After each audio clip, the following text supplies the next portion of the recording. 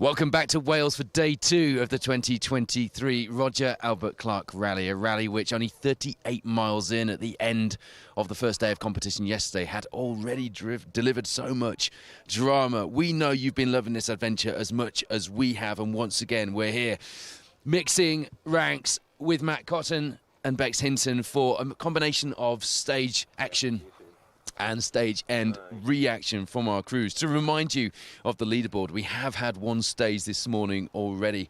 It was a pretty short, sharp blast to open everybody's eyes this morning, just under 6 miles. As you can see, the first of our cars is on the stage there. Esgubethad this morning, and now we've got 11.1 miles of Myherrin, and this is a classic stage, and we've got a classic bit of stage footage to bring you as well. Unfortunately, a bit of a chicane. This was very fast the last time it was used, wasn't it? But it's downhill and then into that almost that 90 right and left complex. We should see plenty of sideways coming through here. And there is Tony Jardine in his Hillman Avenger. Alan Harriman alongside. Big name, big family name to have in that co-driver's seat in the Avenger. And you'll hear from Tony later on in our coverage. Had a very early retirement yesterday, unfortunately, but he is going to be bringing us some video updates from his adventure on the Roger Albert Clark Rally this week as he continues to pioneer sustainable rallying in that Hillman Avenger. Incredible scenes this morning in the very first stage of day 2. The mileage has doubled for today, 74, almost 75 stage miles through Wales before we head north. The long drive up to Scotland for the third leg tonight. Austin Price, Rhodri Evans this morning still lead the way. Oliver Solberg, Elliot Edmondson still in second place. They're on an identical overall time though, both on 49 minutes 8 seconds. That is absolutely incredible.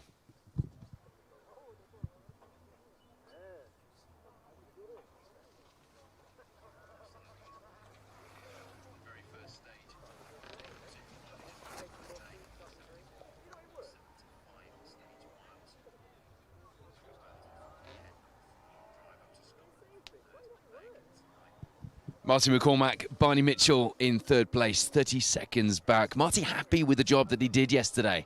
And so he should be. He's won this rally 3 times and he knows there's a long way to go. How many times have we all said that yesterday? Matt Cotton and I were playing It's a Long Way to Go bingo throughout the first day of this rally. Jason Pritchard, Phil Clark had a bit of a struggle on yesterday. Jason saying that he just looked absolutely whacked, didn't he, at the end of those 38 miles yesterday. I don't think any of our competitors have ever had to work so hard over 38 miles, which, let's remind ourselves, is less than a distance of a normal national one-day rally here in the UK. So I think everyone was expecting a fairly, not easy, it's never easy when you're pushing hard against an entry list like we have here, but I think everyone was expecting things to be a little bit more smooth than they were, and it was just a really tough day on the stages.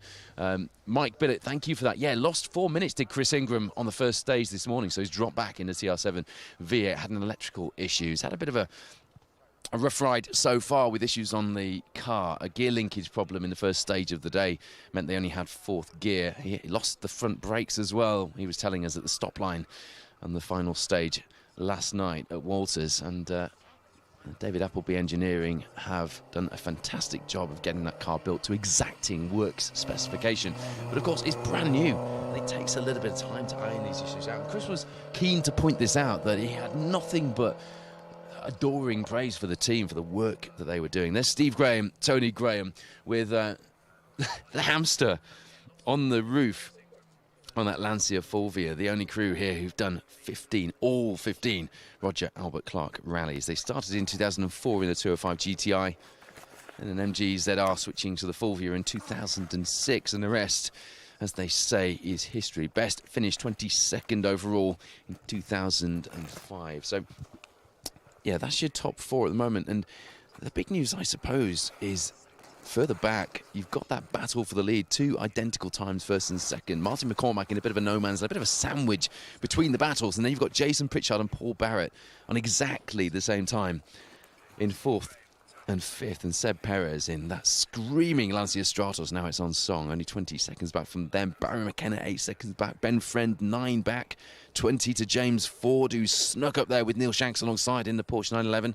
20 seconds back in 9th, and then rounding out the top 10. We knew he'd go well here. He's not quite got the rhythm yet, I don't think. Catherine McCourt, Liam Moynihan rounding out the top 10, just a second back from Ford in that Porsche. Battles on throughout the overall leaderboard. But we do need to also take a look at the classes. Martin Linden, Rickard Forssell were leading Cat 1 last night. Pete Stimson, Mark Butler have overhauled that lead in the Anglia, overtaking that PV544 Volvo in the opening stage of the day. Paul Mankin, Graham Wild and the Cortina behind them. Cat 2, Rob Woodside still out in the lead with Dean Beckett alongside.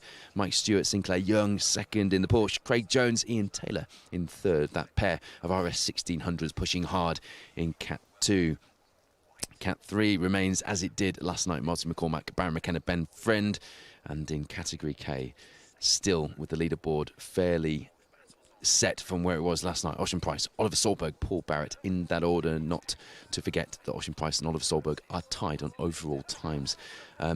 In the battle of the 90s, in the Group A battle in Cat 4, you've got Kev Proctor and Jamie Edwards in that glorious Sierra Cosworth 4x4 in almost the Autoglass colours, in the Proctor Coaches Autoglass style colours. Then you've got Darren Martin, Pete Johnson in the equally glorious, to be fair, Subaru Legacy anti-lag switched on to the max. Behind them, the Safari classes, Federico Polisi, I think he's still leading with Nicola Arena alongside Frank Tundo. Had a bit of a day yesterday on the stages, second place in the TR7 V8, and then it's Nick Mason, Pete Smith in the Datsun 240Z. Is there a more historic, iconic Safari car than a 240Z? I await your answers. And then in the Open Rally, it's, well, I'll tell you what, Neil Weaver, who, let's not forget, has won the Open Rally before. Jack Morton alongside has really got things well under control. He's having things quite his own way at the head of the field there.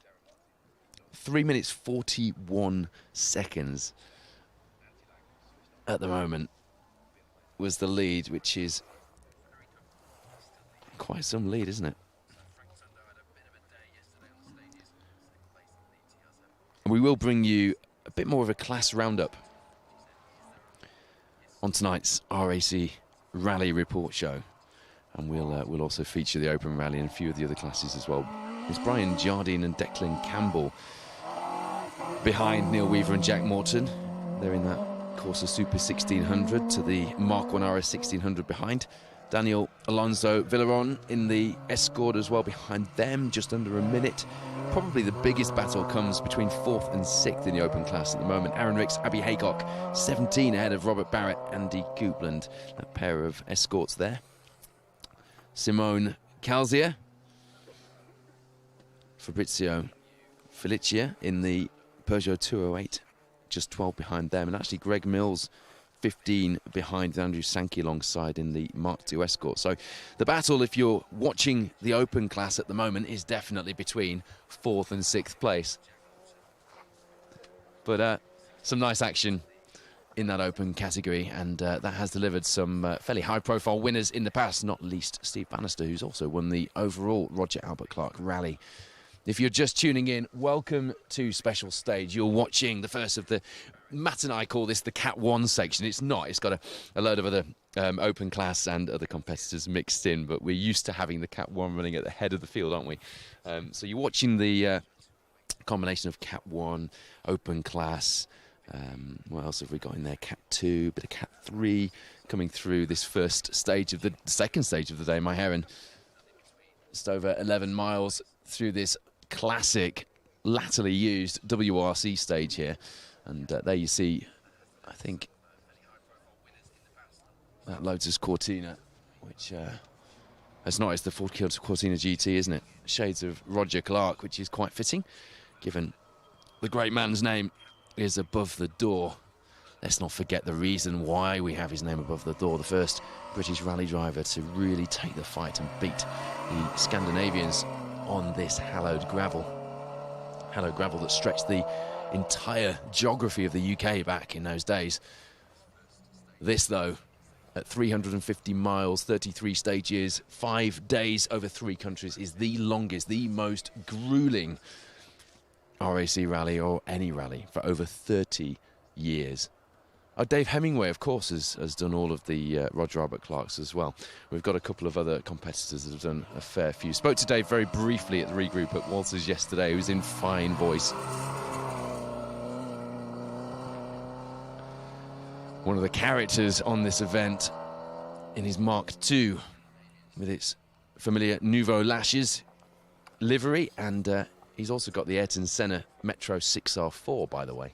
He offered that to Sarah Crabtree and I to use in the Great British Car Share, which would have been fabulous, wouldn't it? We ended up using some other cars, which you'll be able to see very soon, but Sarah and I did get behind the wheel of a couple of Works historic rally cars, which was very exciting.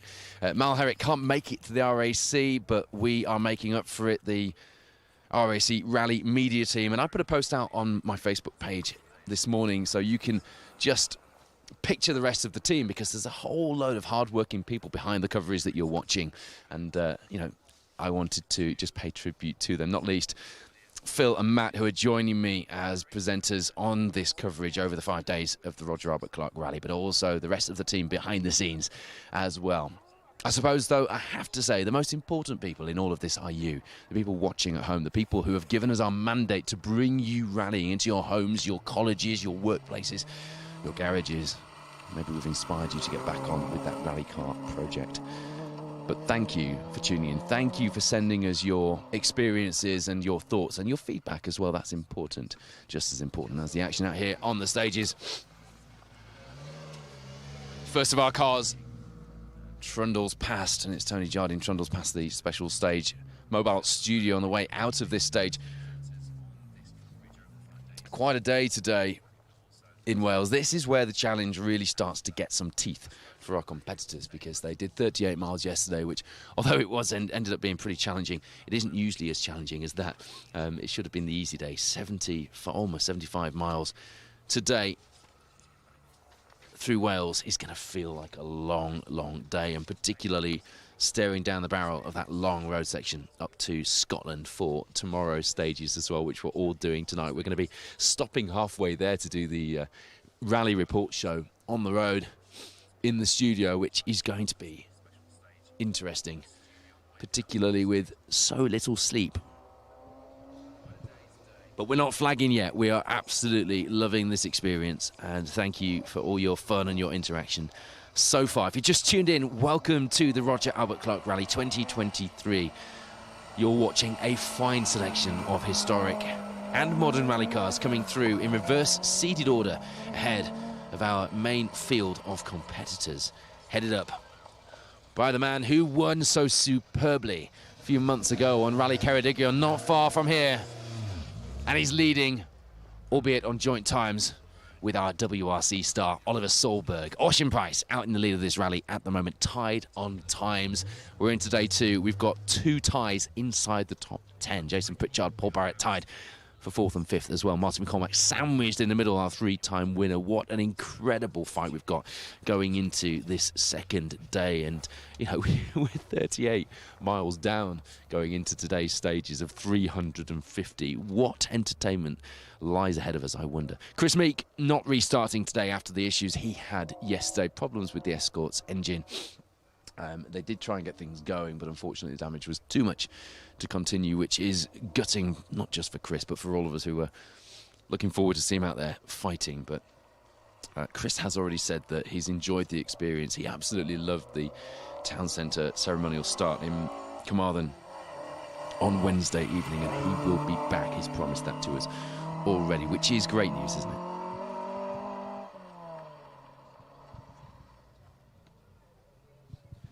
So like we did yesterday, we're going to be live through 9. You're watching footage at the moment of my hair in the 11.1 mile blast. Then we've got a service at Sweet Lamb before the next stage, which is Sweet Lamb and Haffron, the first stage through there. And that's stage 10 of 33.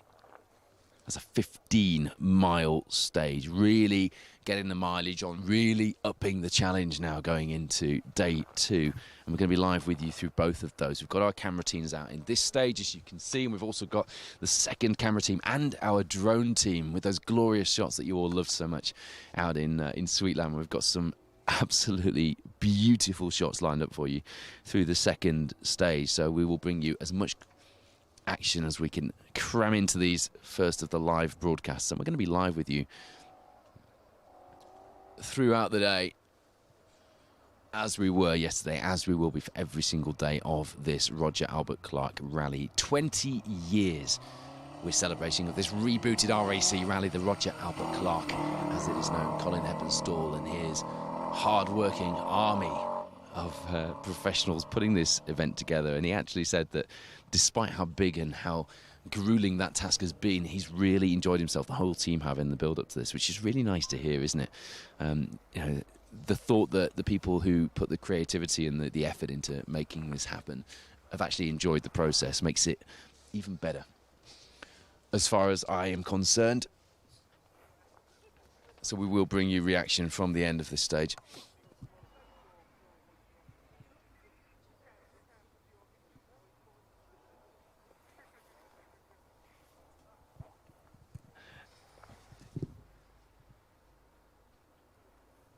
Hello to Calder Rescue, who are just down from where our camera crew are sat, the rescue team in the stage here in my area. And they've, well, obviously they're getting ready to work hard should their services be required, and we absolutely hope they won't be. But for now, they've got the live coverage of the rally on inside the ambulance, which is great. Good to have you guys with us. Roger Mustoe, Andrew Hebert have made their way through this what looks like a fairly slippery section of stage. It started to rain shortly after we got here. It's a lot colder today. Anecdotally, I've not been out on the stages, but it does feel colder, and the rain is starting to bite now, and you can see it's starting to get greasy and wet. It's starting to look like proper RAC rally weather out there on the gravel of Maireann.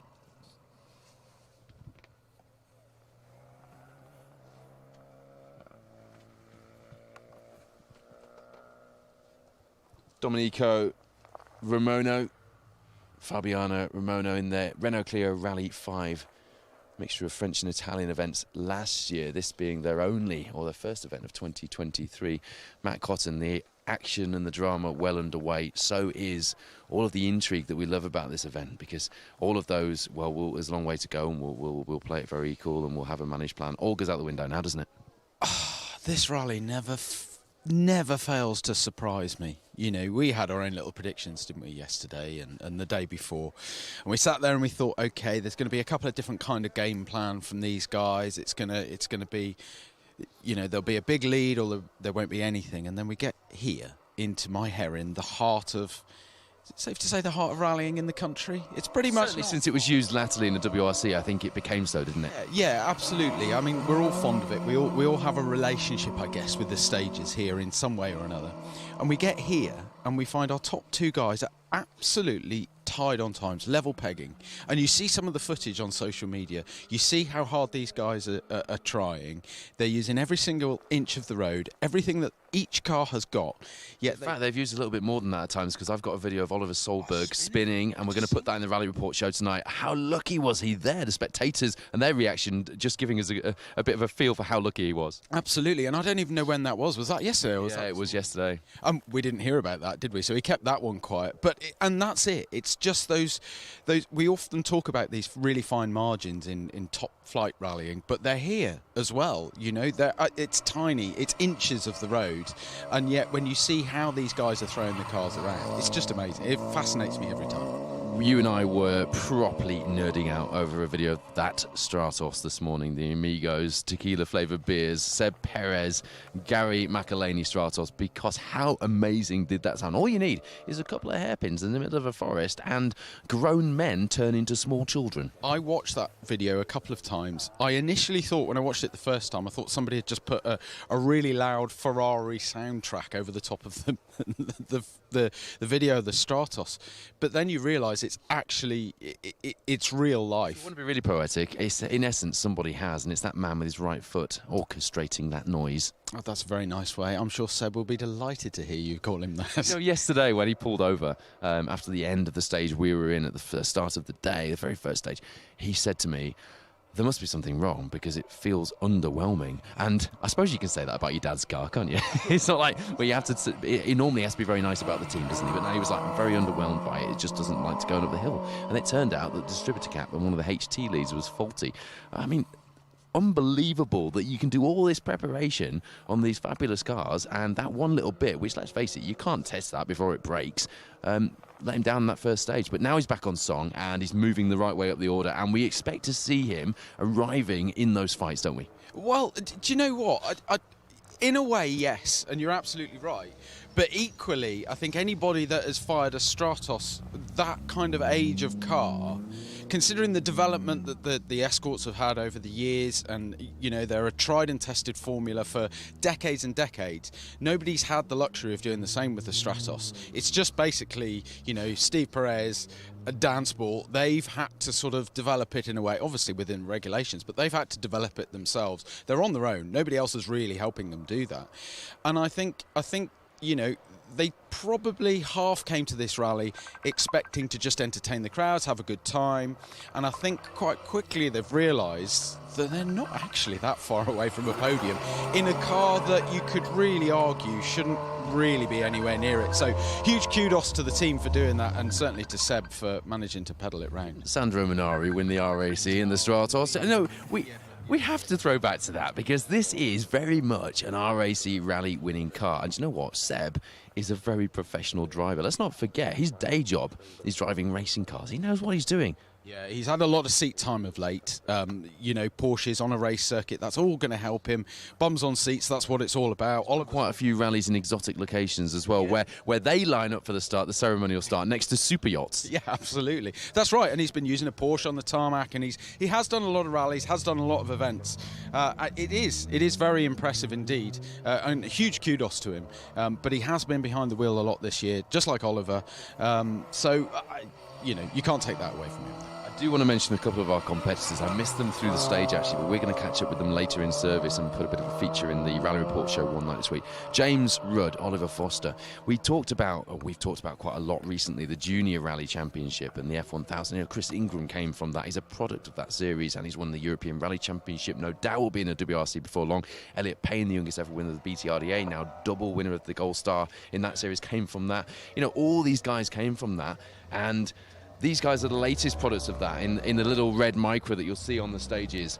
And they're the youngest competitors on this year's Roger Albert Clark Rally. 18 years old, the pair of them, straight out of the junior program. They've bolted some wider arches onto that Micra. It looks fab. And speaking to the team yesterday, we didn't catch them, but we spoke to the team. They're having an absolute ball. What an adventure to do at 18. And I'll tell you what better way to learn your craft than get out on a rally like this? Find out if you like each other. Well, yeah, and that, and figure out what teamwork is all about, actually. I mean, this is the perfect rally to do that. But there isn't a better way to learn than coming out and doing a rally. And if you really think about it, you'd have to do an awful lot of single events before you got the mileage that you've done this rally in. You can get a whole year's experience in 1 week by doing this rally, and this undoubtedly, everything that they learn this weekend about each other, about the car, about tyre management, about team management, will help them in the future no matter what they choose to do.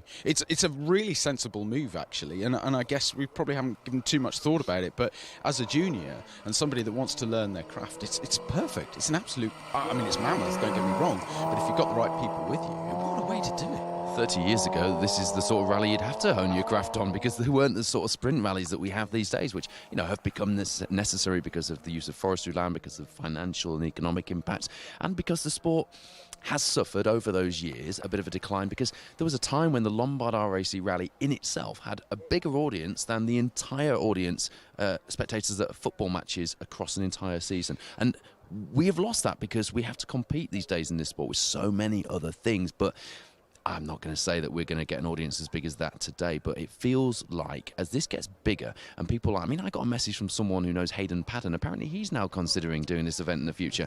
You know, Chris Meeks said he's coming back. How long before we get the current WRC guys coming out? We've already got Oliver Solberg here. You know, they're not going to let him come and have all the fun. Surely this is going to get bigger and bigger. It just feels like we're at the start of something now, and this is on a really big upward trajectory. I think on the way, there could be a bit of a renaissance in the UK. There's a lot of positivity about.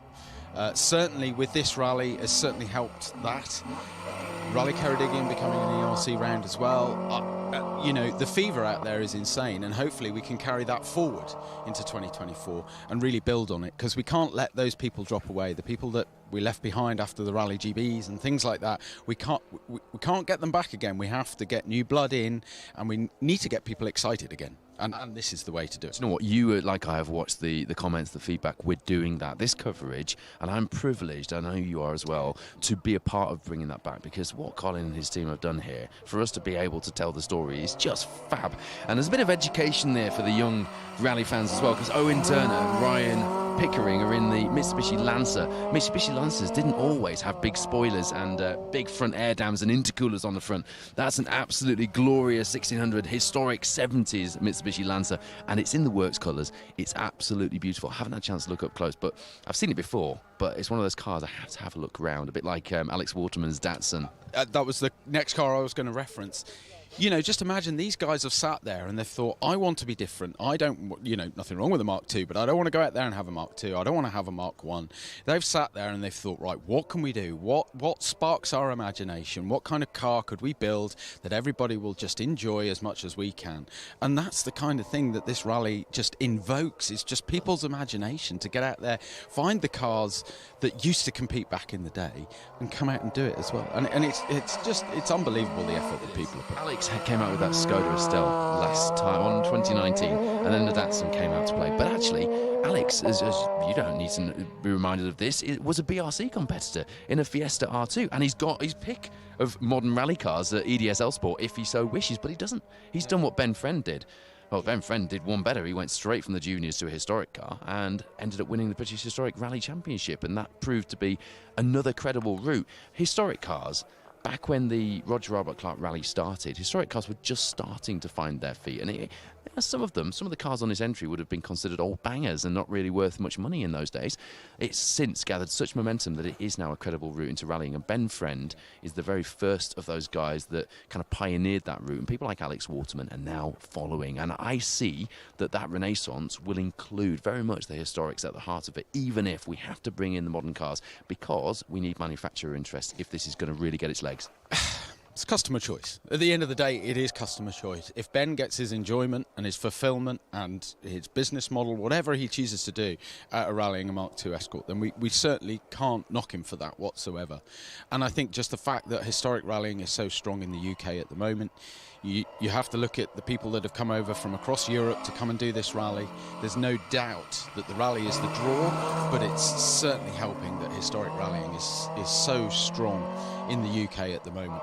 It's a perfect package, really, and we're just seeing on the screen then that Avenger as well. You know, you don't see them very often, but there's their first ever rally.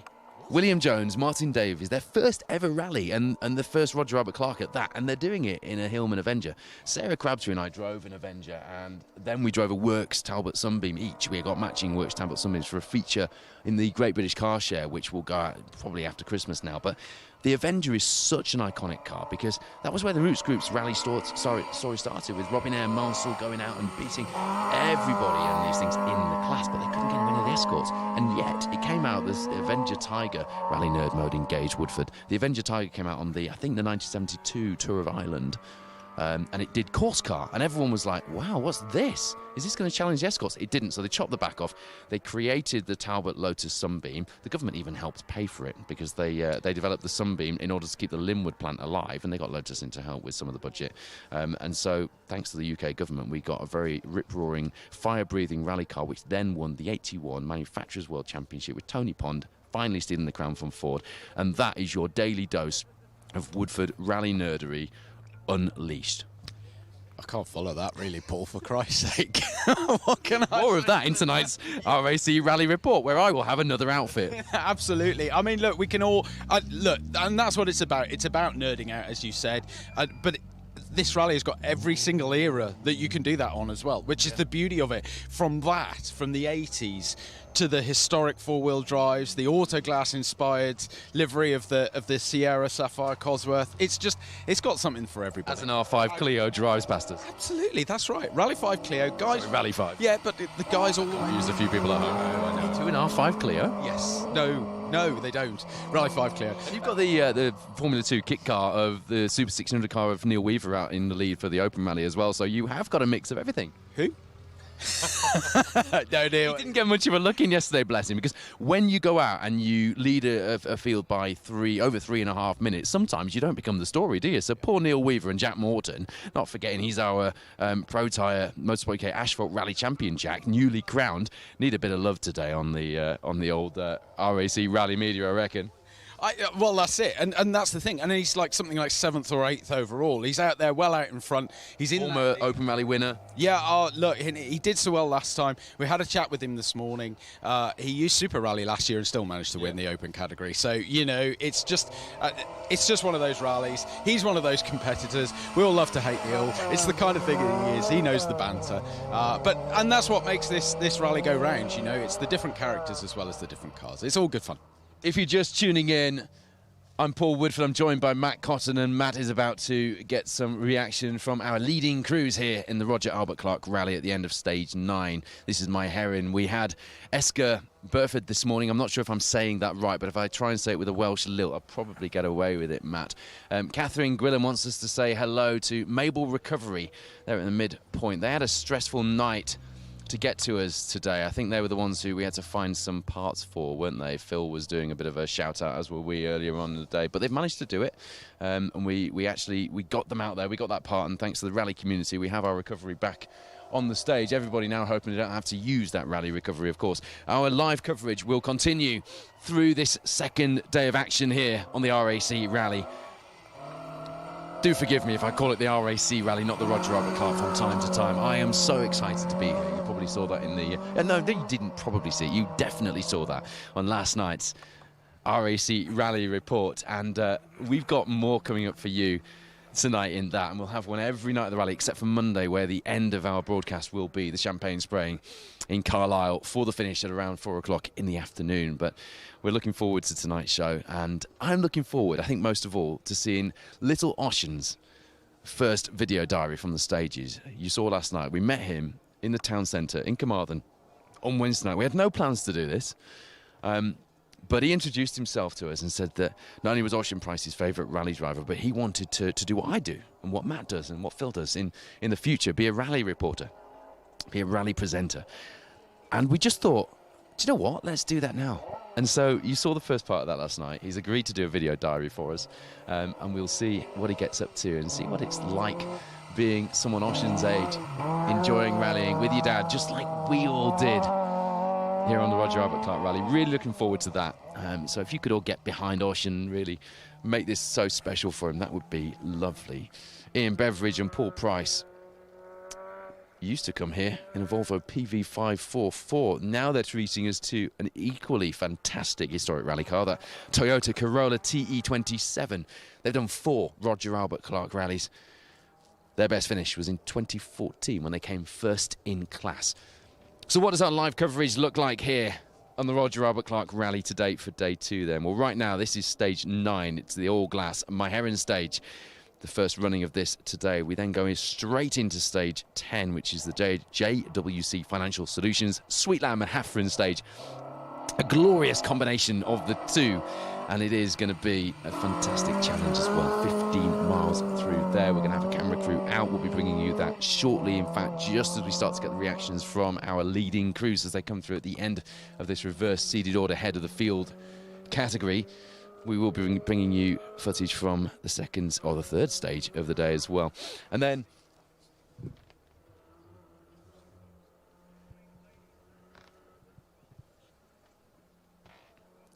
then at the middle point of the day, just after 3 o'clock, we'll be live in the 12th stage of the day, which is the second running of this Myheron stage. Phil Brammer will be bringing you action from that before Matt Cotton brings you some reaction from the second running of the Sweet Lamb Hafren stage at about 5 o'clock.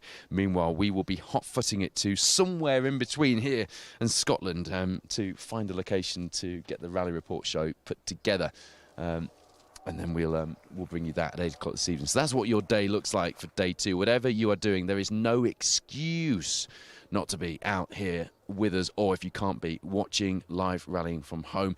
Charlie Gabb says they could run a class just for Group B. Very tempted to bring my Nissan 240 RS out if they had their own class. Well, we will certainly pass that on, and I'm sure that is in the offing. I'm sure that's something that we will be looking to do in the future here on the Roger Albert Clark Rally. We've got that glorious Toyota Celica Group B car, haven't we? And it would be great to have some Group Bs out. It would be absolutely fantastic. Our crews continue to come through the finish here. Very cool. At this second stage of the day, our leader of Cat 2, Pete Stimson in the Anglia, just coming through there. The Constantines have pulled up in their smart-looking Vauxhall Nova. How good did that look with the spot lamps bolted on last night? Really, really cool.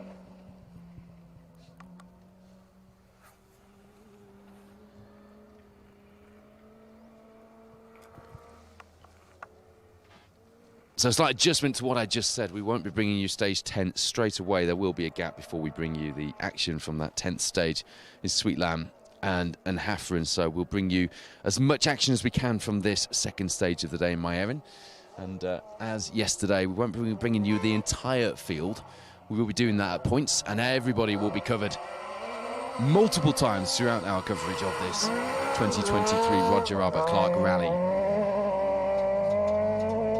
So don't go worrying about that. And we will, as I said last night, have a bit more of a detailed roundup of class action on tonight's RAC Rally Report from our mobile studio. Really looking forward to that, and looking forward to getting some of you guys involved as well. You've all been sending us photos of where you're watching, photos of the kids watching, cramming in a bit of RAC Rally coverage before school, just like I used to when I was younger. And we're going to be putting a few of those photos on the show tonight. We'll show you that moment from Oliver Solberg as well, where, well, he and Elliot Edmondson just looked like they were heading at very high speed towards the scenery, and they managed to somehow gather it up. Cracking job, but a big moment for them, and one that could have very much changed the rally, particularly given that they are on an identical overall time to Ocean Price out in the lead of this event.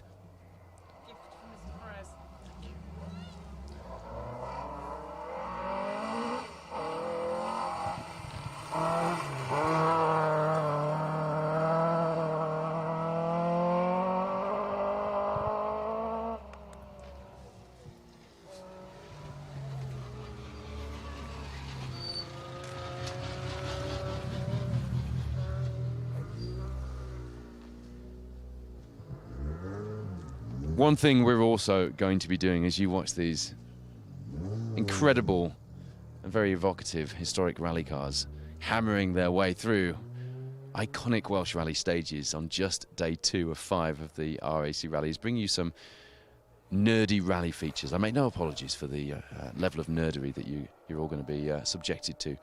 And Alex Waterman coming through the stage in that Datsun 1600 Triple S is quite the sight to behold, isn't it? Just talking to Matt Cotton about that last time out. Alex was in, or not last time out, last time I was out on the RAC in 2019. He was in that Skoda Estelle formidable works rally car back in its day, the Skoda, and that Datsun just as much so. And look at Alex absolutely pushing that thing through the stage. Nice sweeping stage, this My Erin stage, and in good condition, as you can see. Alex loves driving these classic rally cars, and we will be catching up with him. But yes, going back to what I was saying, we're going to have some really nerdy features for you on the rally cars. We've already got one in the can with Phil Morton in his Mitsubishi Starion Turbo in its black and red rally art colours. He's got a later model Datsun, actually. Datsun Cherry, I think, isn't it? Is it Datsun Cherry, producer Wayne? The works liveried one that we saw on the Jim Clark in the historic class last time out. I think it is. He's got a few cars actually, but he's finally got his Mitsubishi Starion, which has been sat in the corner of the workshop out, and we've got 2 Mitsubishi Starions on this event. 88 was the year of the Mitsubishi Starion. Pentti Aurikkala. Happy birthday to our dog Pentti, by the way. My dad was absolutely gutted I didn't do that on yesterday's RAC Rally Report, but Pentti Aurikkala, of course, drove the Starion Turbo in 88, and he won the opening round of the British Championship that year, the Cartel International Rally, which was, funnily enough, quite fittingly organised by De Lacy Motor Club, which organised the Roger Albert Clark Rally and have been behind the concept of bringing this rally back in its spirit and in the format that we know it today. So Pentti won the Cartel International, he then won the Fram Filters Welsh Rally in the Starion, and it was all looking good for a really big push towards the Lombard RAC Rally that year. And then what happened was Martini Racing came calling, and their hats were a bit cooler than Mitsubishi's, and so Pentti said, yeah, okay, I'll do the RAC in a Lancia Delta. So he did the RAC in a Lancia Delta, and I don't think he looked back. I think that was probably a good move for his career, but we all wanted to see a Starion fighting for overall victory at the 88 RAC. I was only 4 years old, so I probably didn't know that I wanted to see that, but I definitely did.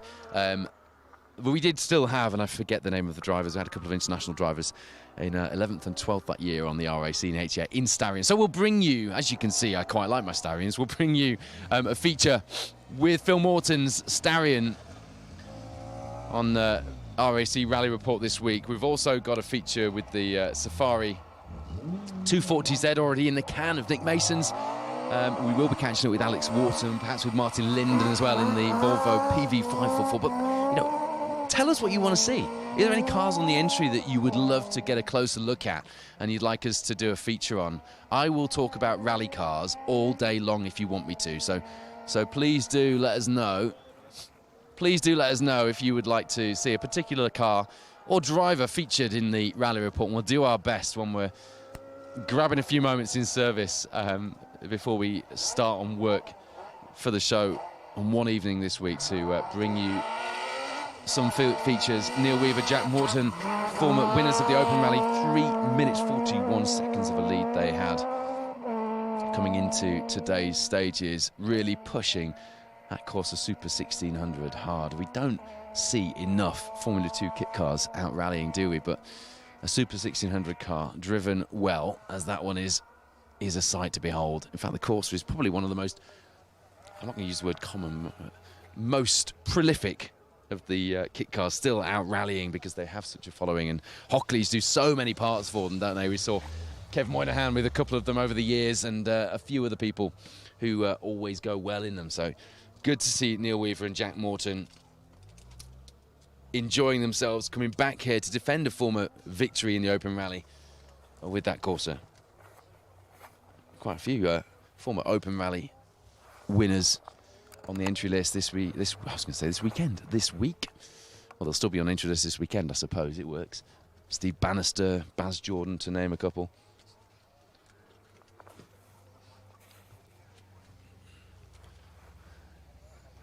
I hope you enjoyed our feature last night on the roadside servicing.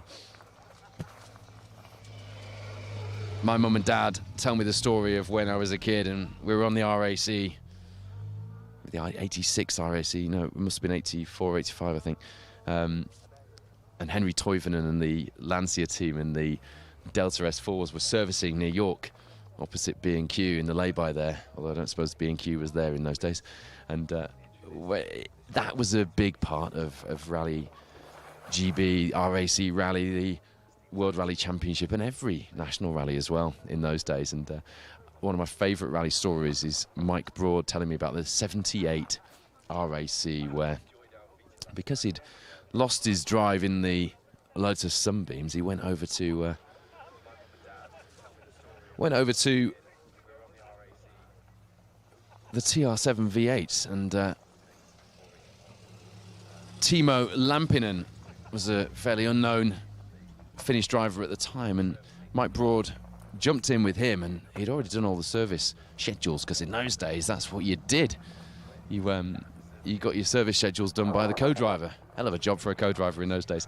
And so he just basically copied it for the TR7 V8s. And then what happened is both of those teams ended up servicing together in the same place at remote locations, and it became a bit of a mystery that year, and the mystery has since, 40 odd years on, been busted wide open. Mike telling me that story on a podcast I did with Guy Smith called Spinning Wheels a couple of years ago, and it just remains one of my favourite rally stories, that everyone couldn't work out why the Lotus Sunbeams and the TR7 V8s, just like the one Chris Ingram is driving, like down to the most minute of details here this weekend, were servicing in exact same locations. Now we know. Love stories like that. Another story from Mike Broad. And you know what? I could fill a show full of Mike Broad stories. A complete legend of our sport, and a real gentleman, someone who I feel very privileged to have worked with and continue to work with in his role in the BTRDA, but also in other ways in Motorsport UK. One of the other stories I like is the lollipop system that they had at the Rothmans Opel team in the 70s. By that I mean that the lady who used to look after the hospitality for the team used to give a lollipop out, and the colour of the lollipop denoted how well you'd done, how friendly you'd been to her, how polite you'd been at breakfast, maybe how well you'd done on the stages, but there was less talent in the rally car and more, what's the word, chivalry rewarded with the lollipop system at the Rothmans Opel team, I think. And Mike's got a photo of himself, Henry Toivonen, Jimmy McRae, Tony Pond, and all there with different coloured lollipops. And Mike can tell you from that story who'd had a good day, who'd been polite, who'd been chivalrous at breakfast.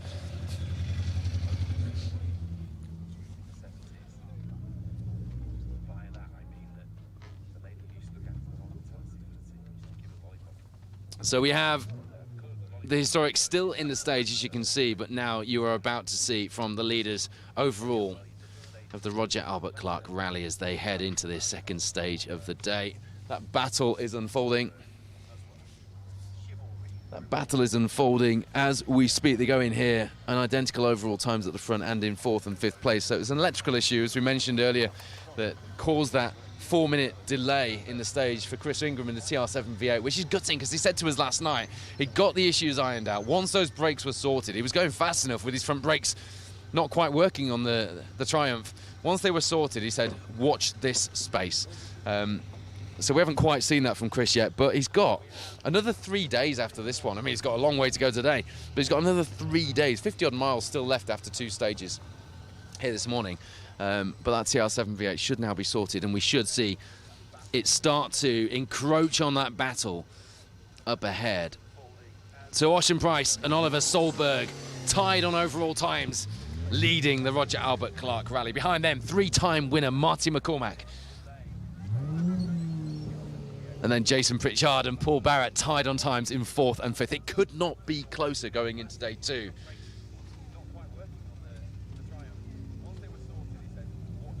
And you are going to see some of that action unfold on this second stage of the day. Stage 9, my hair in right now. So we'll see the cars through the stage, and I'm going to hand over after that to Matt Carson, who will get some reaction from our leading crews coming through this SS9, the second stage of this morning on this second leg in Wales. To remind you, we go to Scotland tonight. Long drive north. Matt Cotton didn't want reminding of that. It's that drive. We've got to stop halfway down and do the rally report stuff. So I've got to stop and get changed at the side of the road into the 70s. You have the ideal TARDIS to do that, though. I don't envy you, to be fair. It's a hell of a change. But look at my face.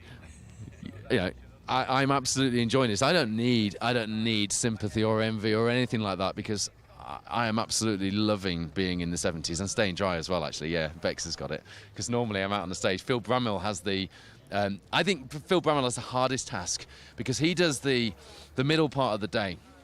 And he does every single crew live. And don't get me wrong, I love doing that. We haven't got the opportunity with the logistics of the show and everything else to do. But I get to stay dry inside the studio van, do this. Hand over to Matt. And my wrist might get a little bit damp just as the leading crews come through.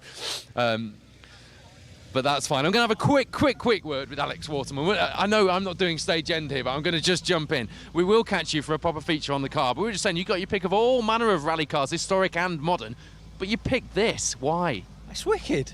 It's wicked. We just at the start line of there's a chap from Kenya that's got 2 of these in Kenya, and we were just talking about them, and we were saying, yeah, this is 1 of 2 in the UK. So, yeah. It's just a wicked little car, isn't it? It's got its own little quirks. It's got a steering box. It's independent rear suspension, and it's just a cool little car. And loads of period detail. We were just talking about him, and there he turns up and tells us just what I said, that he's absolutely loving throwing that little Datsun around on the stages. That's Alex Waterman. You will see more from him as we go through the rally, but right now we are awaiting. We're about halfway into this stage where we've got our camera, so we're probably a mile and a half or so now from seeing Ocean Price. Sorry, I paused and just had to double check on the tracker which car it is, because the order was a little bit mixed up yesterday, wasn't it? So Ocean Price first on the road. Surely don't need to remind you that in 2021, Ocean retired on the final day from that almighty fight for the overall lead, robbing us of what could have been an incredible battle into the final stages of the day. But the man who was there to pick up the pieces, the man who had done a great job of managing the event in a very different way to everybody else, Ryan Champion, then picked up what was left and took victory in the Tuthill Porsche. There's a couple of those this year. I just saw a video actually of Richard Tuthill, talking of Tuthill, on 1992 RAC, his first ever rally in a Volkswagen Beetle, being hunted down by a Fiesta XR2. It's not a video we can put in the rally report show, unfortunately, because we don't know who owns it. It's probably a BBC job back in the day or something. But it's just a really cool... He actually doesn't look like he's aged at all. He's just changed his hairdo, if I want to be kind about it. Haven't we all, says Matt Cotton. I'm going to continue to be kind and not take the easy low-hanging jokes. As Aaron Ricks and Abby Haycock come through the finish, we see our rally leader, Ocean Price, through past the camera in this 9th stage of the RAC rally. Rodri Evans alongside, tied on times in that Rally Extreme Mark II Escort.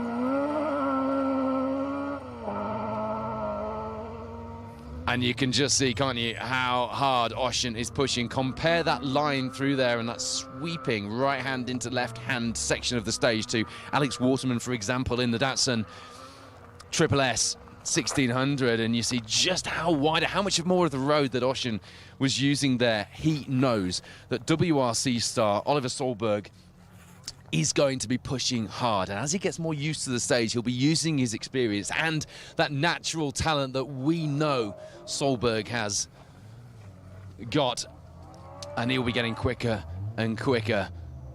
Speak of the devil and he shall appear. That car has been hounding Ocean Price's rear view mirrors, the monster branding looming with its Swedish number plate.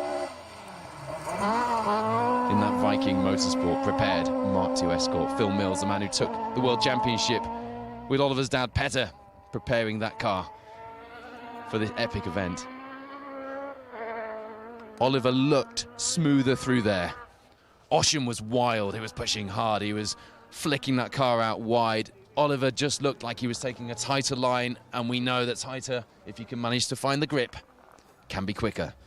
Oliver and Ocean tied for times. I hope we get to say that a lot more as we go through the next 4 days of this competition.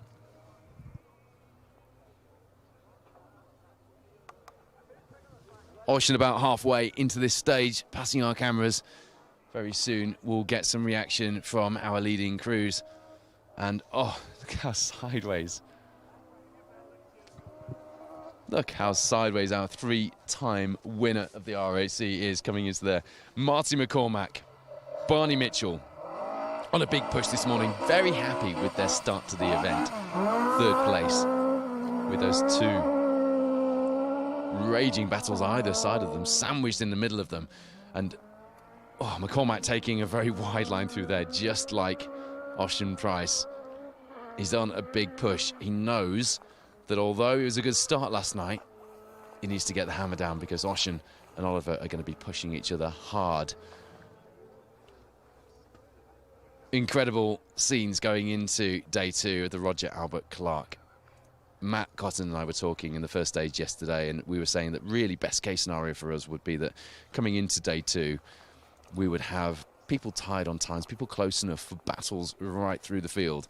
And that is exactly what we are getting. Some of the road order a little bit mixed up. I think Paul Barrett should be through next.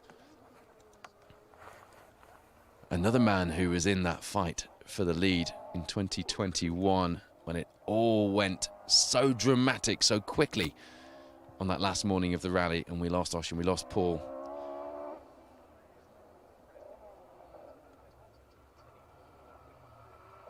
And we lost Seb Perez actually as well in Escott. I'm forgetting he was also in that battle, wasn't he?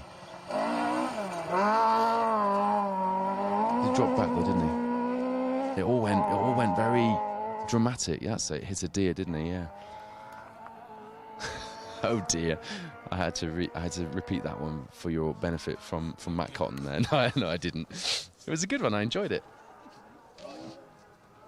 So we're almost getting our leading crews into the finish here.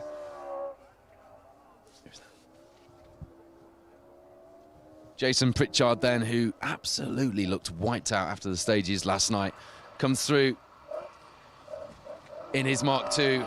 And here we go, Matt Cotton. It starts here for them on day 2. This is where we start to find out what their game plans really are like. Right, we've had to close Sweetland due to the number of spectators. This is an urgent message. So Colin Heppenstall's just put a message out to ask about that. We were asking about fans and spectators, Matt, and asking people to spectate safely. We're going to lose more of it if we're not careful here. I'm going to hand over to you now for that message in more detail and for the reaction from our crews. Matt Cotton, ladies and gentlemen, as the Roger Albert Clark live coverage continues here on day 2. Legendary job, Paul. Thank you very much. Get back in the dry. Get back in the dry. Okay, folks, just to start this one off, pretty much as I started it off this morning, a message for all the spectators, all the rally fans out there this weekend. Unfortunately, our Sweet Lamb stage is absolutely full. It is at capacity. We cannot get any more people into the stages as it is. We said this morning that this rally inspires many, many generations of people across the country, across Europe, across the globe to come and watch our stars in action over 5 days, over 3 different countries. And unfortunately, it is a byproduct of that in as much as it is so popular.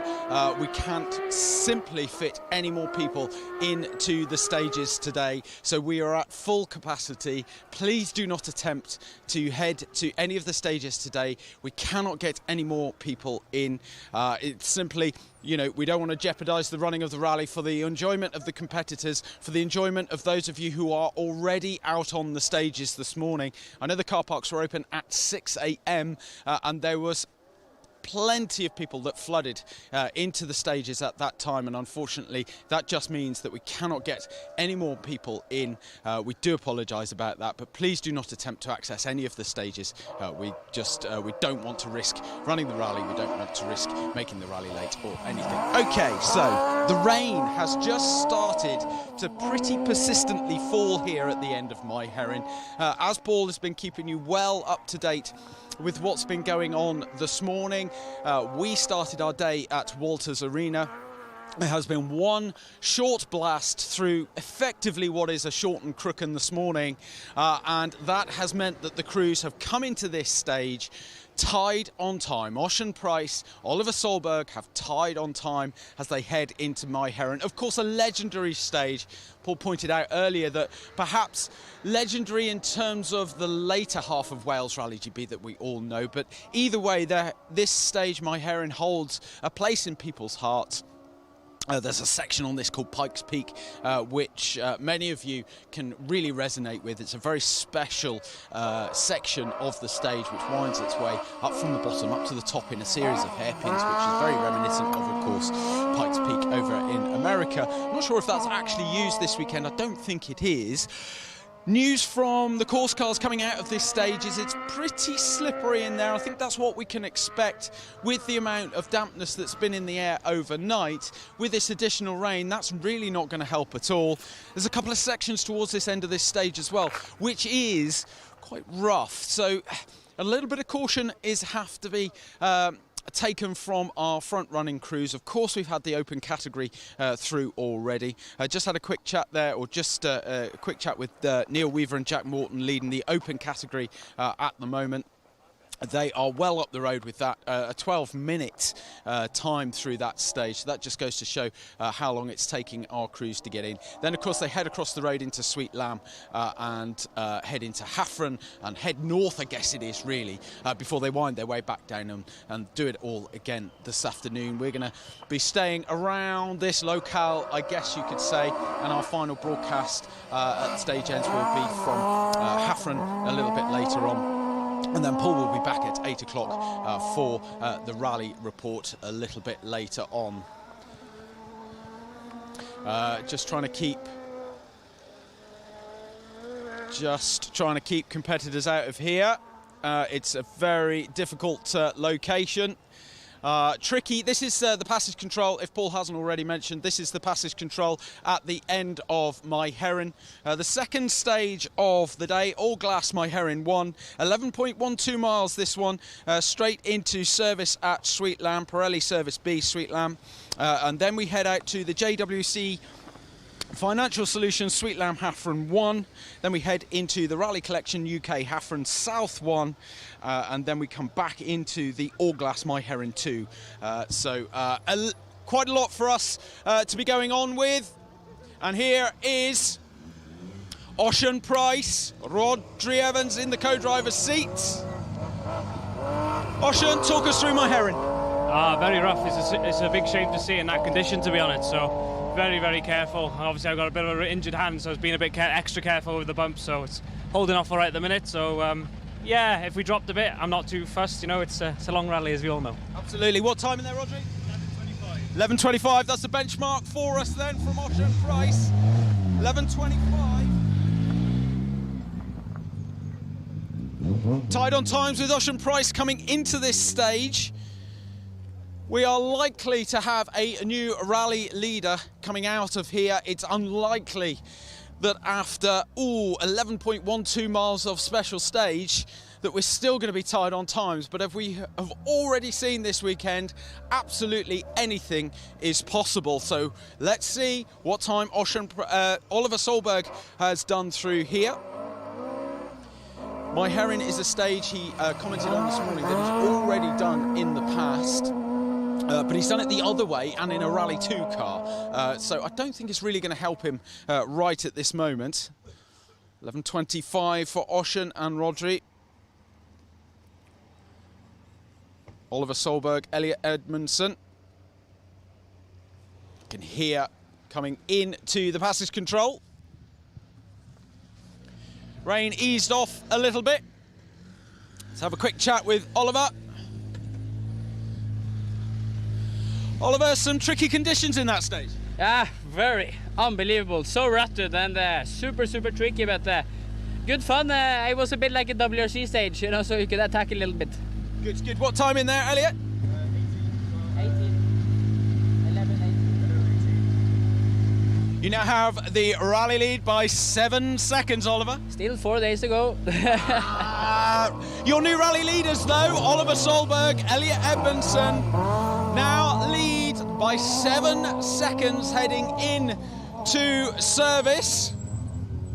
11.25 for Oliver Solberg. 11.25 for Ocean Price, 11.18 for Oliver Solberg. Marty, it was a tricky old stage towards the end, quite rough for you guys, I think. Yeah, was quite rough, was quite challenging. Yeah, it was mad in places. I think actually we hit a hairpin, we hit the inside of a hairpin on the way into it with the back wheel, and how we didn't get a punch, I don't know. How we didn't go over on our side, I don't know. And then we managed to, it actually flicked us around for the hairpin quite nicely. And so it was, if I had meant it, I meant that. I was just going to say, you could have just told everybody at home you meant to do that. That's right. It is kind of crazy in there. Like, my hair's always a flat out grab it by the steering with the stage, but I've never driven in conditions like that in my life. Like, oh, it is unreal, especially out near the finish. There was a section where we were going straight and the car just started going sideways on its own, like, and it was good fun. 37. Ooh, okay, yeah. 11.18 for Oliver in there. Fucking hell, that's quick, guy. That is quick. That is fucking fast. Like, I know we lost a bit of time here and there, but that's fast. It is. Aye. Okay, go for it. Thank you, Marty McCormack, 11.37. Apologies for the language. We are live. We can't do anything about that, unfortunately. It's nature of the beast. So, my Heron, tricky stage. I think we knew this was always going to be difficult. I think we always knew Mid-Wales was going to be a challenge, but maybe not quite to that extent at that stage. I loved it. But I stalled and I couldn't get the ignition switch back. She wouldn't start. So I would say I dropped 10. Unlucky. What time, Gordy? Let's figure that out. Second were 57. 11.57. Yeah. Don't swear a lot. Oliver did an 11.18. My God. It's nuts, isn't it? It is absolutely My nuts. God. What's the rest of them doing? So 25 for Ocean Price, 37 for Marty. We're in the same as Marty. Yeah. Shake of the head from Paul. Unbelievable pace. He said to me this morning that he came out of one of the stages thinking he'd absolutely nailed it. He'd gone absolutely as fast as he possibly could. 10 tenths, he said. And he came to the end and he was 20 seconds slower than anybody else. It's just the nature of the beast. It's the nature of the rally. It's the nature of these cars, in a way.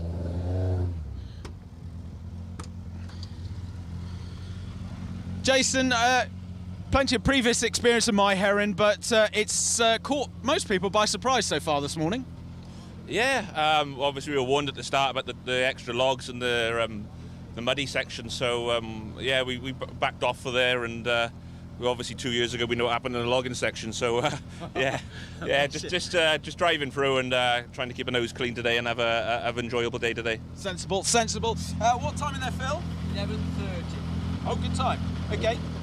Yeah, okay, third quickest, so well done. 11.18 for Oliver, 11.25 for Osh, 11.30 for you, third quickest, well done. Yeah, Good no, time. cheers, thank you. Good time. No, good time for Jason in there with an 11.30. Quickest, Oliver Solberg, 11.18. Ocean Price, 11.25. Oliver Solberg is your new rally leader heading in to Sweet Lamb. I have to stop shouting. Seb, tricky stage, we know that. The guys up front have said so. Was it clean for you, though? Yeah, clean run through there. The start was incredible. Like, that piece of road is just seriously special, and then that second half down the hill is really tricky, a bit of logging and mud, so a stage that could catch you out, but I think there's plenty of time to be had in there as well. Good. What time is it, Gary? 11:45. Okay. Pritchard did an 11:30. Oliver 11:18. Any time for Barrett? Yes, Paul did 11:57. Okay, right, thank you. Okay, well done. Okay. So actually, we were talking about Paul Barrett and Jason Pritchard. That also means that Jason Pritchard holds on to fourth now. He Paul and Jason came into this stage tied on times, tied for 4th place, but emerged from here with Jason Pritchard taking the mantle in 4th. Bex will move back up towards the van. Guys, you're going to have to move from there. Shouldn't even be here anyway, mate. You know that. Okay. Get a bit nasty, can't it? Okay. Right. So, we'll do a quick rundown of times for you. 11.18 for Oliver Solberg, takes the rally lead by 7 seconds. 11.25 for Ocean Price. 11.30 for Jason Pritchard. Moves into 4th place as well. 5th place, Paul Barrett. 11.57, dropped a shed load of time in there. What was the gap? Who was 5th? Who was 5th? Who was 5th? Gonna have to see who was 5th. It's not on my sheet. Okay. Not late. Not late whatsoever. How can he be late? The finish is only up there. Yeah, it's not. That man there just said he's not late, he's just annoyed. That's valid. That's very valid. So obviously not a good stage for Ben Friend in there. Came into here 9th overall. So equal 4th, it was between Jason and Paul. So in 6th was... I'll work that out in a sec. Who was 6th? Seb Perez. Ooh, okay. Gahan, tricky old stage, my Heron. What did you make of it? Aye, look, here it was grand. Barry McKenna was off and he was trying to reverse out as we were coming along, so we had to slow down for him there. But hey, apart it's rough in places, but it's a nice stage, it's a very nice stage. Like. Yeah. But it's just hard to get the full flow in it, but I enjoyed it. Good man. What time in there, please, Liam? 11:47. 47? Yeah. Okay, well, there's some times you can look down that side there. Who are you looking for? Who's your benchmark? Gee, Solberg was in some cut. 18. Some cut, he said. That's some cut. Solberg must have done some cut, he said. Thank you for joining us. We're here at the end of SS 8, 9, 9, SS9. All Glass My Heron 1. Oliver Solberg takes the lead if you are just joining us for the first time. 7 seconds faster than anybody else. Ocean Price 11.25, 7 seconds down. I think I'm going to have to do some quick maths, but I think with Seb Perez's time, he might have even nicked it into 5th place from Jason. What was the difference? 20 seconds. Ooh, I think there's only 5 seconds now between Seb Perez and Jason Pritchard as well. So the battles are on still well down the field. It's not just the top crews that we're seeing having a good race for the lead. It's also crews down towards the end of the top 10. It's still very interesting results-wise. Pretty much just as interesting as that stage is, I think. It's one of the best in the country when it works well, but it can easily catch you out, especially towards the end, it sounds. Yeah, it's very rough in there. A lot rougher than previous times. Well, I've not done it a lot, but yeah, very rough, yeah. But no, it's good, it's all right. Did you see Barry McKenna parked up in there? Yeah, he's gone off on it. He's not bad, he's just like stuck in a ditch on the side of the road. Probably get it out, to be honest. But yeah. What time,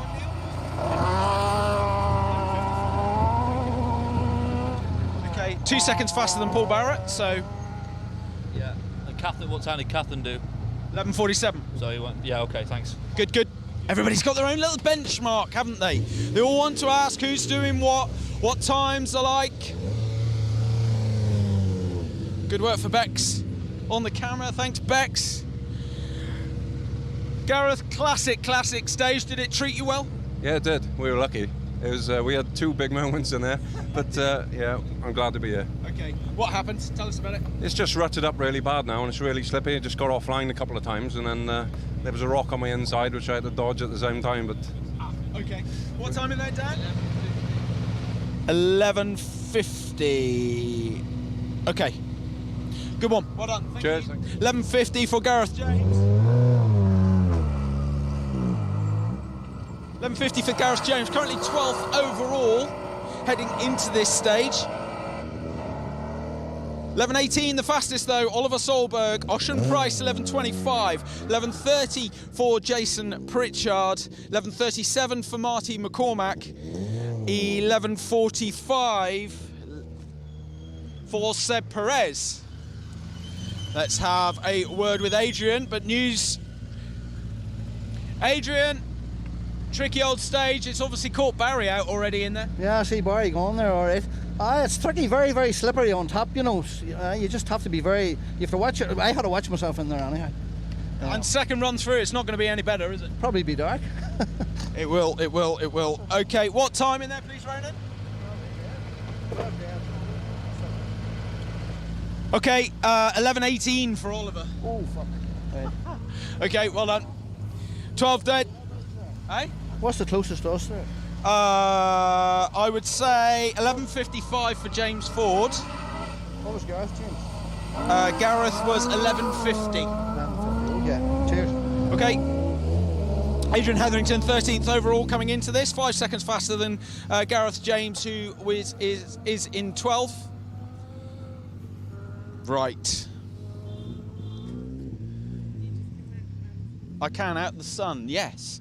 The sun. We had rain a minute ago. We've got sunshine now. It's the welcome to Wales. And actually, Bex, that sunshine is pretty intense. Temperature was... Yeah, temperature was down to single figures a while ago.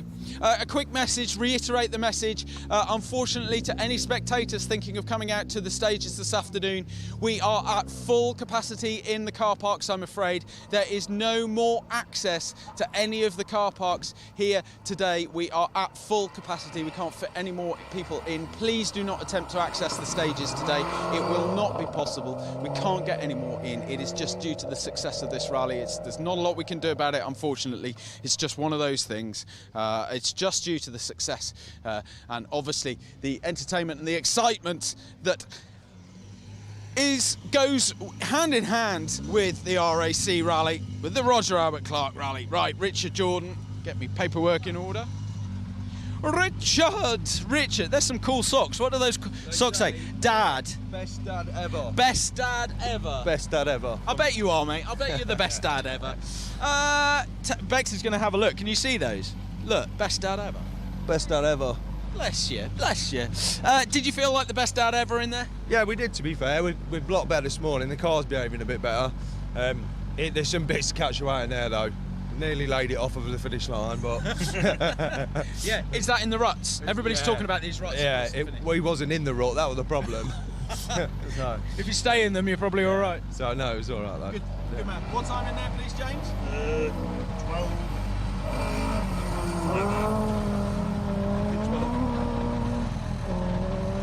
12:07.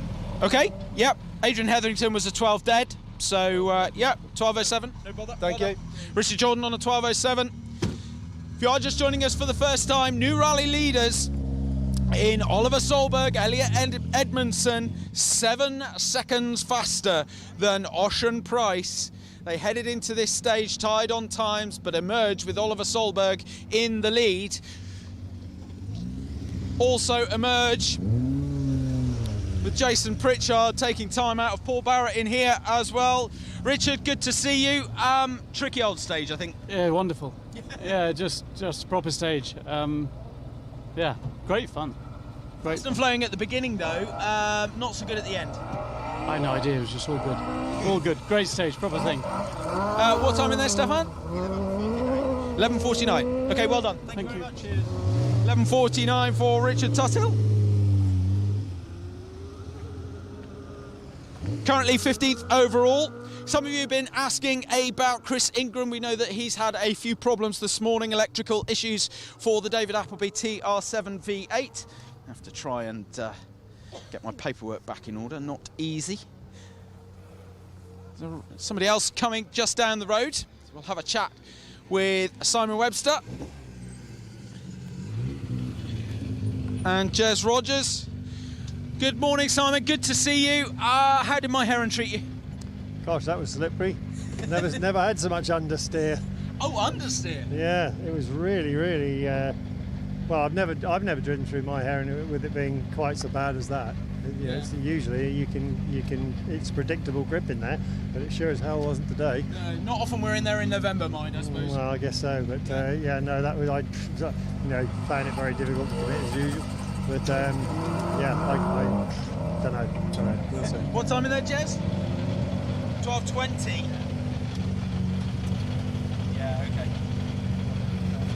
11:18 was the fastest. Yeah. Let him go, Simon, let him go. 12:20, 1 minute off the lead. Wow. Okay, let's find out from the horse's mouth then. Let's find out from Chris Ingram just what has happened to him this morning to lose 4 minutes. Chris, we had words that you'd lost 4 minutes this morning with electrical issues. Is that right? Have you solved them? Yeah, we've solved them, but we've got an issue in there, so we need to just get to service, see what that is. We'll let you do that. Do you know what time is it? Slow. Fine. No problem. We'll let you get back onto the main road. Service is just across the road, so we want to give them the maximum opportunity to get across there. Sorry, Bex. To get across there and get back into service. 4 minutes lost for Chris Ingram. What, that way? Okay. 4 minutes lost for Chris Ingram this morning, continuing to have problems in here. Always difficult when you have a fresh car out of the box, though, to do a rally like this. So full credit to the team for managing to get it through as far as they have. A quick roundup then of our category battles at the moment heading into this stage. Pete Stimpson, in the Anglia leads Cat 1. Robert Woodside leads Cat 2, but only had 10-second advantage over Mike Stewart. 13-second advantage over Mike Stewart with Ben Smith 1 minute 31 down. So category 2, that's Robert Woodside in the Porsche and Mike Stewart 13 seconds down. So there's still a battle for category 2 honours. If you don't know the difference between Cat 1, 2 and 3, effectively if you think of Cat 1 as the oldest vehicles in the rally, Cat 2 as the second oldest, Cat 3 is the kind of cars which you'll see here in terms of the Ford Escort Mark IIs and all kind of cars like that. There's another category which is FIA, but we'll go through that in a minute. Jan Evans, Jan, good morning. Good to see you. Talk us through your morning so far. Good morning, you right? yeah, it's all gone all right with us really. It's very slippery out there. Job to find grip and everything, but yeah, it's all good. Is it going to plan today? Yeah, so far we're just doing our own thing. It's not taking any risks or nothing. So sensible. What time in there? 12:09. 12:09, and a sensible time too. Well done. Thank you. Good man. 12:09. For Jan. Back in the game then. Stefan Stoof, Di Roberts, out in the Mark 1 Ford Escort.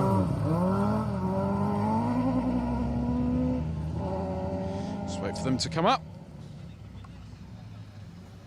Previous rally winner, 2010. 11th overall on the Roger Albert Clark in 2021. 12th overall in 2013 and 11th overall in 2012. Or 7th, I should say, in 2012. Huge experience on this rally. Knows what it needs. Unfortunately retired yesterday. No problem. Wants to go. That's okay. We've got no issue with that. Have a quick chat with Sasha. Oh, Mr. K, good morning. I think we've all been over My Heron a few times, but many people are saying not quite like that. No, that was quite interesting. It was a bit of survival for us there, to be honest. I think probably a lot of people are saying the same thing. Yeah, absolutely. Yeah, it's incredibly slippy in there, and big divots everywhere. And yeah. Will be interesting in the dark, won't it? Will it be dark by the time we get back second time, do you think? It could be. It's going to be fun, isn't it? All right. Yeah. Okay. What time in there, James? 12:12. 12:12. Very reasonable time. Well done. All right, thanks. Well done. Sasha Kakad and James Aldridge on a 12:12. If you are just joining us and you haven't quite caught up with the latest news from this stage, then second stage of the day has claimed Barry McKenna, unfortunately, and James Fulton out of 7th overall. They were on a bit of a charge, to be fair to them. Car number 36 and standing towards heading towards a top 5 result, actually, but unfortunately just getting beached, it sounds like, on this stage. They were only 12 seconds away from 6th place coming into this stage, and unfortunately they haven't made it out as yet, so hopefully there's some spectators in there that can pull them free of the ditch that they're in at the moment. But that's them out of 7th place. Provisionally we understand that Jason Pritchard has taken fourth on his own, despite being equal there with Paul Barrett. Paul Barrett drops at least one place in here. Provisionally, it could even be 2 places with Seb Perez's time of 11:45. Paul Barrett was an 11:57 in here. And just to put that into context, Oliver Solberg was 11:18. Ocean Price was 11:25. And Jason Pritchard was an 11:30. That's your times from My Heron, and that gives you a new rally leader in Oliver Solberg. Oh, Bex, mind out the way, that's Barry. Wow. There's no wheel on that one. Wow. Wow, Barry, that's more than just going off the road. But let's have a chat with these guys. Robert, drama going on all around you, but that's the RAC, I think. Yeah, that's it. Summed up in one, isn't it? Yeah, I think so. How was that stage for you? It didn't feel... We just couldn't get the flow, and it's a very flowing stage, so I was getting frustrated. So I would say it was pretty slow. We just kept losing momentum in the fast stuff and then not crying it into the next few corners. Do your head in. And there's only 13 seconds between you and Mike behind you, so let's find out what those times are like. What time, Dean? I haven't got it here. You haven't? No problem. Yeah. Okay, no worries. Haven't got the time. Little bit of a divot there on the front of the car. Did that tell a tale? There's a little bit of mud in there. There's a few tales to tell in there, like gee whiz. That was good. You could get caught out in there really easy, like, and I think we did at one point. We just about slipped off the road, but it came out, so I don't know. I'm going to wait a while until I start pushing yet. I think I'm still not confident down here at all. Yeah, look, it's fairly close between you and Robert. He's in the Porsche. He didn't feel very confident in there at all. Couldn't get a rhythm in that stage. No. And ironically, I think My Heron is one of the stages that in history is actually everybody said they could get a rhythm. So I think it's just the conditions in there. So no, we'll just play it by ear and we'll just keep doing what we're doing. I don't want to take any more risks because, no. It is what it is. Well done. Mike Stewart. Thank you, Bex. Okay. Right, your provisional results then. Confirmation, your provisional results after SS9 My Heron. Oliver Solberg now has a 7-second lead over Ocean Price, who drops to second. Martin McCormack, 49 seconds off the lead in third place. Jason Pritchard then takes that fourth on his own, and 1 minute 39 down. Paul Barrett still does retain fifth ahead of Seb Perez, but the gap drops to 8 seconds now between Seb Perez and Paul Barrett, so we could well see a big battle on for fifth place as it stands, heading in to Sweet Lamb across the road, just the other side of us at the moment. Despite a potentially annoyed Ben Friend, he moves up 2 places to 7th overall. That's due to Barry McKenna, who drove past us here with no wheel on the car, to be fair. Kahan McCourt moves up to 9th. There's a gap in there which is 8th overall, which is reserved for Neil Weaver and for Jack Morton, and also leading the open category by a country mile in that beautiful Opel Corsa Super 1600. Kahan 9th overall. James Ford rounds out the top 10, 3 minutes down on our leader, but only 3 seconds behind him is Gareth James. That's followed by Adrian Hetherington, 18 seconds further behind, with Richard Tuthill 9 seconds behind him in 13th overall. 14th overall, Richard Jordan, and that's it, because we haven't got any more results. So that's provisional until those results do come in. Our crew's heading into service at the moment, just across the road to Sweet Lamb. While I talk about Sweet Lamb, we have no more space for spectators. If you are thinking of coming out to join us, then unfortunately that's not going to be possible. We'll have a quick chat to Ghislaine de Mervius. Oh, good morning, good morning, good morning. Is it any better for you in those stages? I don't know yet. 12:33. Tell me. Who is your benchmark? Who do you want to know? Well, I don't know exactly. Like that, maybe top 10 or something like this. Okay, so that is fastest time. Yeah, 1 minute, yeah. Simon Webster, just in front, 12:20. Okay. So we are getting there. We are getting there. 12:33, Ghislaine de Mervius. Just getting used to the Mark II. super experienced driver, of course. He's done Junior WRC and former The Drive DMAC Cup, and has a very famous and equally experienced father who we are now going to speak to in Gregoire. My son is there? He is. Okay. He is definitely there. Gregoire, you would have done My Heron in the RAC rallies of many years ago. Is it as you remember? Yeah, it's the same. Still difficult. Yeah, but it was very soft at the end. I don't know, with the log trucks. Sure. It was really a bit dangerous. But I don't remember it was so fast at the end. Yeah. Perhaps you are getting faster in your old age. I don't think so. Thank you very much. Gregoire de Marius, Andrea Lay there in the beautiful Toyota Group B. Absolutely lovely. That Celica looks glorious. Recreation of the 80s Group B cars, of course. I think it's probably actually even a genuine Celica Group B car. Knowing Mr. D. Okay, Vivian. Well, up the order this morning. Vivian, good morning. Good to see you running so far up the order. Was it a good stage for you? It was clean. Some stage that now, so it is. Brilliant bit of driving in there. It's slippy like, but enjoyed it. I know. Kahan was saying the same. He said there's some cut to be had in there if you got brave though. If you had a wee bit of knowledge, even with the two, you know, a couple of runs over it, but it's a fantastic stage. Yeah. Do you know what time we did in there? 12:07. 12:07. Yeah.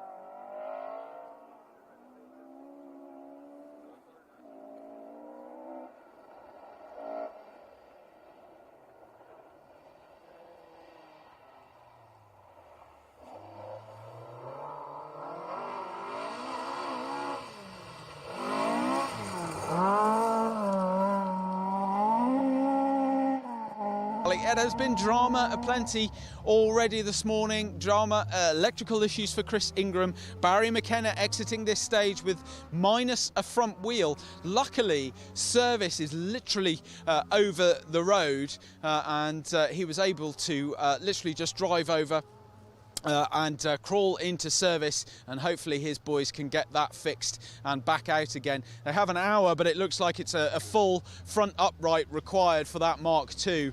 And he has dropped away from 7th overall. Gavin, good morning. We were just talking about Barry McKenna in there, has lost a front wheel, and that's the kind of stage that My Heron is, isn't it? Yeah, it was really good actually for the first 6 miles, and then it got a bit ritzy, a bit muddy, so we put our heads on really and just got a good first 6 and then just got through the last few.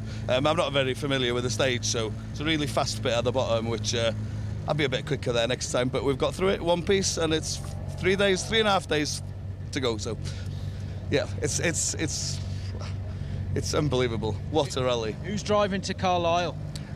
Me, probably. He's not a very good driver, so I don't really trust him. But he says the same about me, which is a bit of fucking more. That's more worrying. than the other way around, really. It is. Apologies for the language. We are live. We are live. Apologies for that. But yeah, absolutely. Look, we have this transport section all the way up to Carlisle tonight. In front of us, though, we've got, well, about 60 odd stage miles to do yet. I was talking to Gavin there about the long trip up north, but actually there's a whole rally and a half to do first, isn't there? Yeah, we're not even thinking about the north bit yet, other than just watching, see what the weather's doing in case we need some emergency snow tyres. So no, we've got, obviously there's a rally to do today, isn't there, you know, in mileage terms and some. So but no, that's good. Those two stages are good. That one's a bit tricky. The surface is kind of sucks you in and then throws you out. That's a little bit unnerving, shall we say? But the whole rally, really. Yeah. No, it's good. Yeah, right. Yeah, feeling good. Good man. Keep it going. Well done, Baz Stevenson Wheeler, John Pickervance.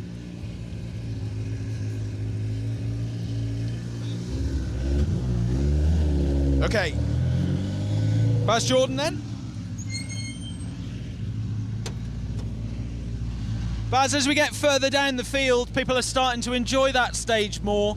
I know it's a tricky end to it, but do you think it's cleaning up a bit towards the end, or is it still pretty crap in there?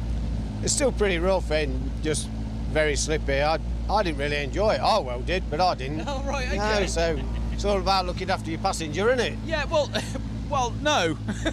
Not really. Of course it is. Bless you. That's very convincing. Yeah, looked convincing, didn't I? Yeah, it did. I've lost my train of thought now, that's it. I've not even done anything bad, have I? I know, it wasn't even... Not even mentioned a pig or anything. There's a whole other story, man. Whole other story. He's referencing a British Historic Rally Championship live feed that we did on the Carlisle stages a few weeks ago. Just having a bit of a joke, having a bit of a laugh.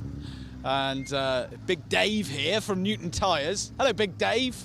He's going to watch this back one day and think, what are these guys doing here? He's made the mistake of putting Big Dave on the dashboard, so we know who he is. Big Dave from Newton Tyres. So if you need some tyres, got to be Pirelli though. Got to be Pirelli tyres. Newtown Tyres, that's where it's at. If you are just joining us for the first time, then I know, only in day 2 and we've already gone silly. I'm sorry. I know, I am sorry. We've got another 3 days of this to go. Ben Smith has saved me. Thank goodness. Currently 3rd in Category 3, Category 2 even. I'll get it right in a minute. I was just saying, I feel like it's been a really long day. I've gone a bit nuts already, yet we've got 3 more days of this. It's how are you finding this morning then? Yeah, really good. Those first 2 stages, I could sort of drive them for the rest of the day, which luckily we are driving that one again. No, that one was brilliant. Yeah, proper stages to get stuck into as well. Some guys have said they've really flowed and they could get a good rhythm, but somebody else has said, well, actually, I couldn't really find it. What was it for you? For me, that was brilliant. Yeah, all rhythm, and I like, well, the whole way through that, it's left, right, left, then, yeah, there's one sort of kilometre straight. I think we had a flat for a mile cool in the notes, but other than that, yeah, it's really flowing. It's good. Man. Yeah, happy enough? Yeah, really happy. Just keeping it on the island as it is. Good man, keep it going. Well done, Ben Smith, Stephen Smith in the co-driver seat. Dad guiding him through. Impressive young man there. Has shown some impressive pace in the British Historic Rally Championship Category 2. That Ford Escort Mark 1. So as I said earlier, Cat 2, 1968 to 1975. Cat 3 and FIA Cat K are sort of the more modern generation, if you can call a Ford Escort Mark II modern. Andrew Haddon, in one of my favourite liveries. I like this livery. Andrew, good morning. Good to see you. Did my Heron treat you well? Yeah, nice. Fast. Very fast. Very open. Yeah, a bit boggy in places, but yeah, it was good fun. Nice. Yeah, and I think that's the interesting dynamic across this whole rally. Not every single stage is the same, is it? Oh no, I think that's rallying in general. Just every bend's a different story, isn't it? Yeah, well, yeah, and usually everybody's got one to tell as well. Oh god, yeah. It'll catch you out. Yeah, good man. Well, don't let the next one catch you out. No, we won't. We'll have a go. Thank you very much. Good man. Well done. Andrew Haddon and Mark Crisp. A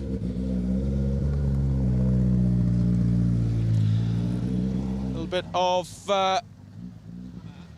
yes. Yep, no problem at all.